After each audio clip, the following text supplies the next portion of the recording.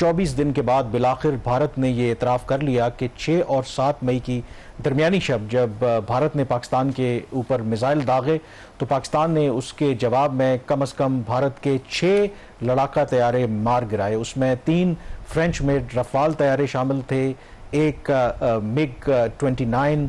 मिराज 2000 और उसके अलावा सू-30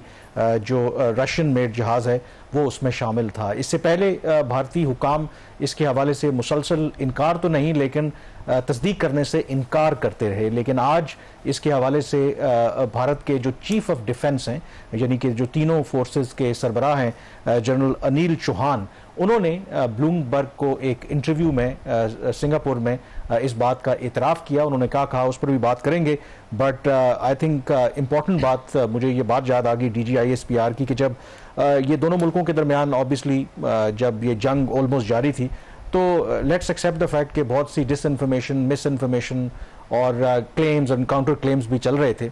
तो उस वक्त DGISPR ने एक बात की थी कि जब हम कार्रवाई करेंगे तो हमें बताने की ज़रूरत नहीं है, दुनिया खुद देखेगी। तो इसके हवाले से जो पाकिस्तान ने तैयारे गिराए थे वो तो इंटरनेशनल मीडिया ने पहले भी रिपोर्ट किया, रॉयटर्स, CNN, बाकी जो लोगों ने, लेकिन अब आई थिंक खुद जो भारत के चीफ ऑफ डिफेंस हैं उनको पब्लिकली आके ये ओन करना पड़ा है। तो आप कह सकते हैं कि इवन पाकिस्तान की एयरफोर्स ने भी कहा था कि जब हम ये कार्रवाई कर रहे थे कि उस वक्त ये ऑप्शन था कि आप चीज़ों को एग्जेजरेट करें, तो फैसला यही किया गया कि जो जितना नुकसान हुआ है उतना ही इसको प्रेजेंट किया जाए ताकि कल हमें किसी किस्म की एम्बैरसमेंट ना हो। तो आई थिंक यहाँ पर भी Pakistan really played well. Kamran, अभी भी उनके चीफ ऑफ डिफेंस ने आधा सच बोला है, पूरा सच नहीं बोला। जो कि इतना मार्जिन तो उन्हें दें, इतना उनका नुकसान हुआ है, वो ये ऐसी चीज़ है ना, जो जहाज गिराए गए हैं वो छुपाए तो नहीं जा सकते। कब तक छुपाएंगे? कभी ना कभी तो ये डिटेल सामने आएंगी। आपको पता है इंटरनेशनल जो मीडिया है, जो ऑब्जर्वर्स एंड डिफेंस और सिक्योरिटी से रिलेटेड मामला के, वो भी फ्रेंच लोगों, फ्रांस को भी अप्रोच कर रही है, इंडियन गवर्नमेंट को भी अप्रोच कर रहे हैं। और उसी कॉन्टेक्स्ट में आप ये वाला जो उनका इंटरव्यू था उसमें आपने सुना कि उन्होंने पहली दफ़ा ये माना तो ज़रूर कि इसी किस्म के इशारे वो पहले भी दे रहे थे इंडियन जो हुकाम है, लेकिन ये थोड़ा सा उन्होंने खुल के माना कि हाँ जहाज़ गिरे हैं, कितने गिरे हैं ये इंपॉर्टेंट नहीं है, ये इंपॉर्टेंट है कि जो हमने सबक सीखा। अब ये भी एक काइंड ऑफ कवरेज है। इसके ऊपर फर्दर डिस्कशन करेंगे। वो स्टेटमेंट, वो जो पर्टिकुलर पैरा है या जिसमें उन्होंने ये इतराफ़ किया है, वो सुन लेते हैं, देखते हैं कि जो भारत के चीफ ऑफ डिफेंस हैं जनरल अनिल चौहान, उनसे जब सवाल हुआ regarding Downing of Indian jets तो उनका क्या जवाब था। General, there's still one unanswered question since the incident between Pakistan and India, and that is whether or not Pakistan downed an Indian jet, or in fact more than that. Can you confirm? I think what is important is that not the jet being down, but why they were being down. But a jet, at least one jet was downed? Why they were. So the good part is that we are able to understand the tactical mistake which we made, remedy it, rectify it, and then implement it again after 2 days, and flew all our jets, again targeting at long range, which I said. Pakistan claims 6 Indian jets were downed. Is it correct in that estimate? Absolutely incorrect, and that is not information which I said is important. What is important is why they were down. That is more important for us. And what did we do after that? That's more important. जी, general Anil Chauhan ये कह रहे हैं कि ये important नहीं है कि जहाज़ कितने गिरे हैं, ये इम्पोर्टेंट है कि जहाज़ क्यों गिरे हैं। And more importantly I think एक बहुत बड़ा एडमिशन है। वो खुद कह रहे हैं कि हमने जब 6 और 7 की दरमियानी शब जो इनिशियली उनको नुकसान हुआ, उन्होंने स्पेसिफाई नहीं किया कितने जहाज़ उनके गिरे, उन्होंने उसको एट्रीब्यूट किया कि जो टेक्टिकल मिस्टेक हुई उनसे, और फिर उसके बाद उस टेक्टिकल मिस्टेक को रेक्टिफाई किया गया। एंड विद इन 2 days उन्होंने कहा कि दोबारा जो एयरफोर्स थी इंडिया की, वो तमाम उनके जहाज़ जो हैं वो फ़िज़ा में बुलंद थे, और उन्होंने दावा किया कि फिर उन्होंने पाकिस्तान के अंदर आकर के जो अपने अहदाफ हैं उनको निशाना बनाया। और यहाँ जहाज़ों ने अंदर आके जहाज़ों के अंदर के लॉन्ग रेंज मिसाइल उन्होंने इस्तेमाल करें, क्योंकि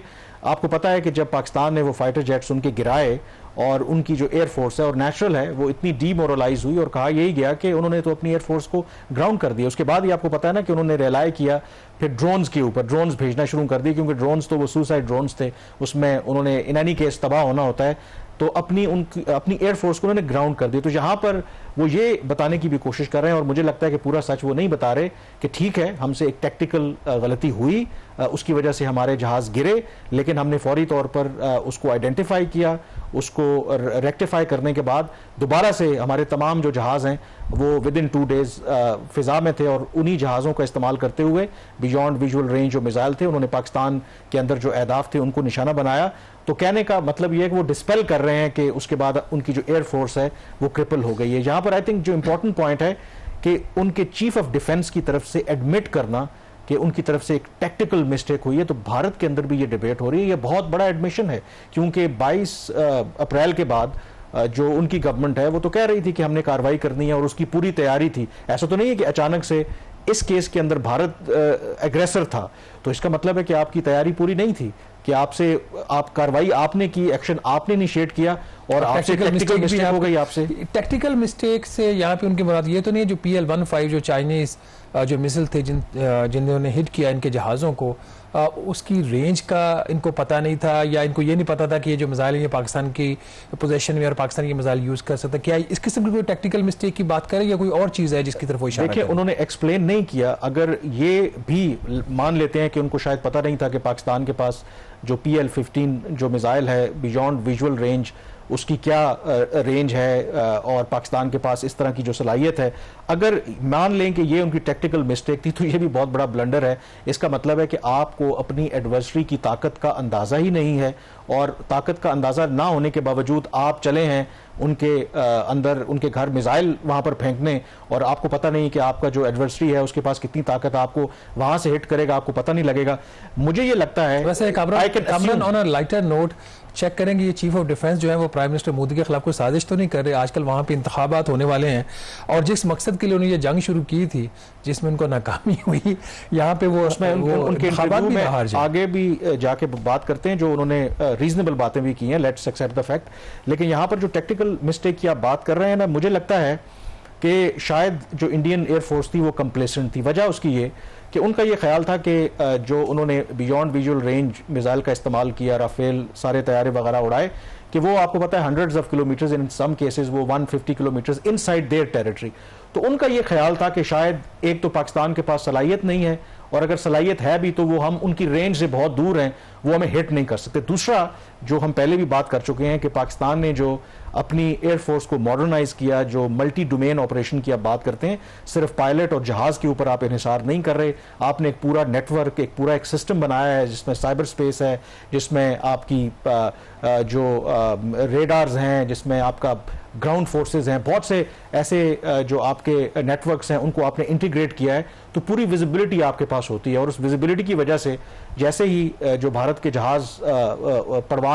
उड़ते थे तो फौरन वहाँ पे जो हमारा जो कमांड ऑपरेशन सेंटर उनको पता लग जाता था, पूरी विजिबिलिटी थी कि इनके जहाज किस जगह पे कहाँ पे हैं। तो शायद मुझे लगता है कि वो उनके लिए एक सरप्राइज एलिमेंट था, क्योंकि इंटरनेशनल मीडिया ने भी रिपोर्ट किया है कि ये जो जहाज पाकिस्तान ने मार गिराए हैं, खास करके राफेल, वो साइलेंट किल था, यानी कि उनको पता ही नहीं चला जब तक वो जो जहाज हिट करने लगे थे मिसाइल, उनको चंद सेकंड से, उस वक्त आप 8-9 सेकंड की बात हो रही है, आप कुछ कर नहीं सकते। लेकिन दूसरी उनकी जो बात है ना कि उन्होंने रेक्टिफाई कर लिया, I think we need to take with a pinch of salt, वो शायद उसको आप बैलेंस करने की कोशिश कर रहे हैं। बॉडी लैंग्वेज आपने नोट की है, जब आप वीडियो क्लिप देखते हैं तो जो बॉडी लैंग्वेज थी उनकी कोई इतनी कॉन्फिडेंट नहीं लग रही थी, ओवरऑल थोड़े से दबे दबे से लग रहे थे। इसका क्या आप किस चीज़ को इससे रिलेट करेंगे कि ओवरऑल जो इनको एक डिफीट हुई है वो एक एलिमेंट था, या जिस किस्म का वो सवाल था, सवाल मुश्किल था, उसको हैंडल करना उनके लिए आसान था? देखें, डिफीट तो बिल्कुल आप कॉम्बैट में, और गिवन हम एक चीज़ भूल जाते हैं कि आप पाकिस्तान और भारत का अगर आप कंपैरिजन देखें, उनकी इकोनॉमी देखें, उनका साइज देखें, उनका इंटरनेशनल क्राउड देखें, on the other hand Pakistan जिन मसाइल में घिरा हुआ है, तो एक्सपेक्टेशन क्या होती है कि भारत जब पाकिस्तान के खिलाफ कार्रवाई करेगा तो वो तरनवाला साबित होगा, it would be a cake walk. लेकिन पाकिस्तान आगे से इस तरीके से उनको ना सिर्फ रेजिस्ट करे बल्कि उनके जहाज गिरा दे, और वो भी जो ऐसे जहाज जो आज तक कॉम्बैट ऑपरेशन में उनका रिकॉर्ड जो है वो 100% था, तो उससे धचका तो लगता है ना। पब्लिकली उन्होंने जो भी कहा हो, तो आई एम श्योर के इंडिया में जो भी मान लें एक डेमोक्रेसी है, वहाँ पे सिविलियन लीडरशिप का कंट्रोल है, तो चीफ ऑफ डिफेंस से और इनसे पूछताछ तो हुई होगी जो कि ये क्या आपने जो प्लान तरतीब दी। मुझे यहाँ पर ये लग रहा है कि शायद ये मुद्दा जो है ना वो एयरफोर्स के ऊपर भी डालने की कोशिश कर रहे हैं, क्योंकि एयरफोर्स ज़ाहिर है कि उनके जहाज़ गिरे हैं और एयरफोर्स के चीफ का उनके इसी हफ्ते एक उन्होंने खिताब किया है। अनलाइक प्राइम मिनिस्टर मोदी और बाकी जो चेस्ट थम्पिंग कर रहे हैं, उन्होंने कोई क्रेडिट नहीं लिया। इनफैक्ट उन्होंने ये गिला किया है कि हमसे जो वादे किए जाते हैं प्रोक्योरमेंट के और जो टेक्निकल सपोर्ट देने की बात की जाती है, अगर आप हमें प्रोवाइड कर नहीं सकते तो आप हमसे वादे ना किया करें। मीन के वो खुलकर गवर्नमेंट को क्रिटिसाइज कर रहे थे, या जो भी उनके जो कॉन्ट्रैक्टर्स थे कि जो उनसे कहा गया था कि ये चीजें हम आपको प्रोवाइड करेंगे इस टाइमलाइन के ऊपर, उन्होंने कहा कि वो टाइमलाइन मीट नहीं। फिर इन्होंने जंग शुरू की, क्योंकि अगर इनके पास वो सारी कैपेबिलिटी नहीं थी तो इनको शुरू नहीं करना चाहिए। इसके साथ ही इसी इंटरव्यू में कामरान उन्होंने कुछ रेड लाइंस की भी बात की और चाइना की जो टेक्नोलॉजी पाकिस्तान ने इस्तेमाल की है उसके हवाले से भी कुछ उनके कॉमेंट्स हैं। चाइना के हवाले से जो उन्होंने स्टेटमेंट दिया है वो ज़ाहिर उनसे सवाल हुआ, थोड़ा सा उसको डाउन प्ले करने की कोशिश की। उन्होंने कहा है कि ये तो वी ऑलरेडी नो कि 81% जो पाकिस्तान अपने जो हथियार है अब वो चीन से खरीदता है, और इस केस के अंदर नेचुरली आप इस तरह की जब होती है एक ओरिजिनल इक्विपमेंट मैन्युफैक्चरर जो है वो आपके साथ ज़ाहिर है कि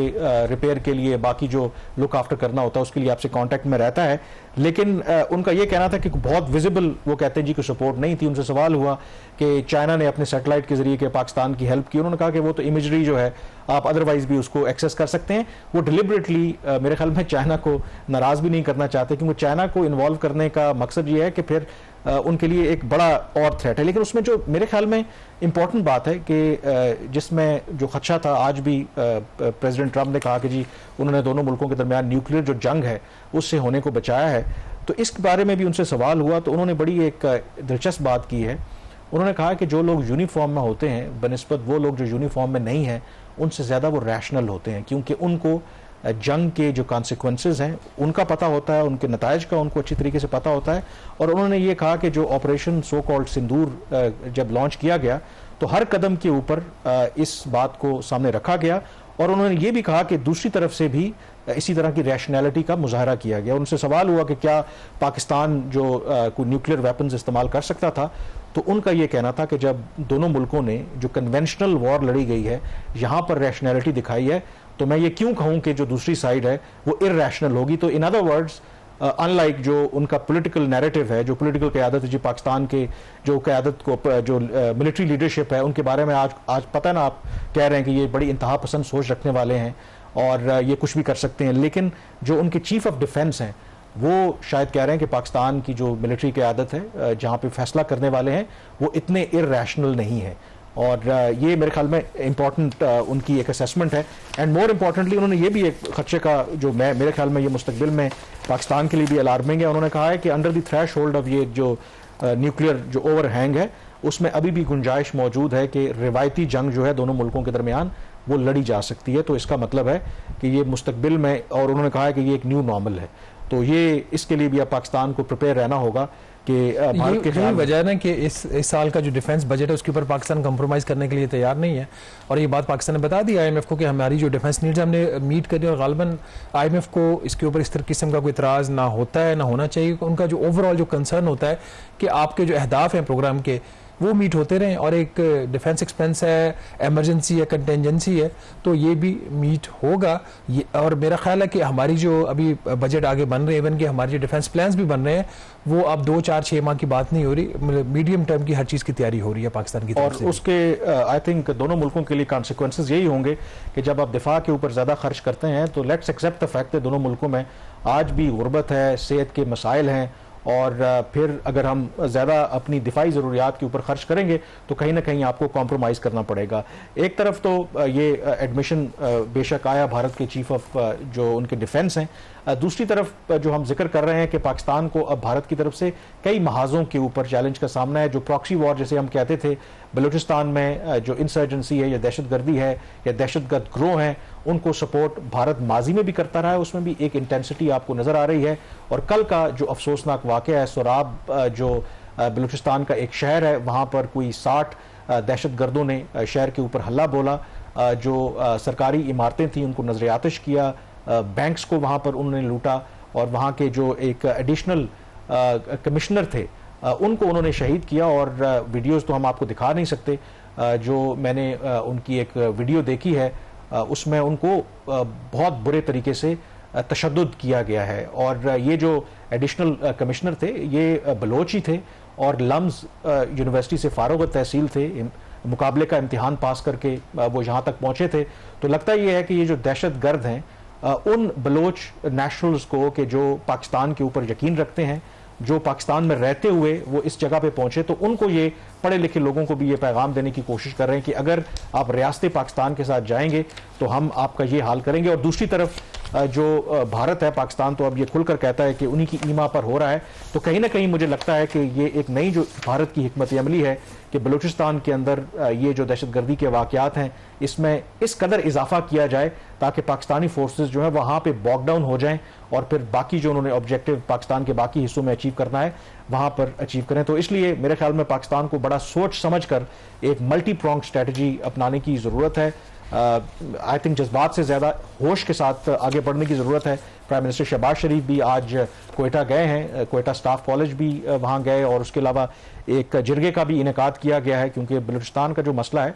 वो बड़ा कॉम्प्लिकेटेड है, दहशतगर्दी भी है एंड देन कुछ सियासी मसाइल भी हैं, उनको भी हल करने की ज़रूरत है। So it's a enormous challenge for the government of Pakistan. यहाँ पे ब्रेक लेंगे, ब्रेक के बाद अब चैलेंजेस की हम बात कर ही रहे हैं तो जिक्र करेंगे क्योंकि बजट आने वाला है, तो मुआशी मैदान पर किस तरह के पाकिस्तान को चैलेंजेस दरपेश हैं, ब्रेक के बाद इस पर बात करेंगे।